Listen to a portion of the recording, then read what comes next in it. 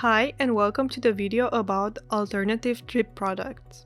This video will show you how to add an alternative to a product.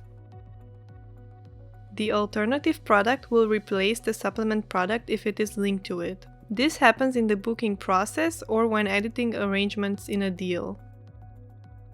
An alternative product can be added to a product that is not the main package product. A supplement product can have multiple alternatives and must be either mandatory or optional. To add an alternative product, click on the three dots next to the supplement product and select Add Alternative. A search window will appear, and once you find the alternative you want, select it and it will appear as an A icon with a number next to it. The number represents the amount of alternatives to a supplement. The alternative product also appears on the timeline with an A before its name.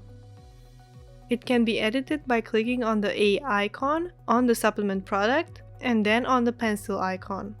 The day of tour will match the supplement, and the attribute is set to alternative by default.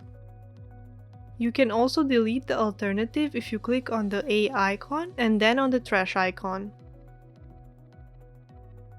In case you need any assistance, please contact us through the support channels displayed on the screen. Thank you, and see you in the next video.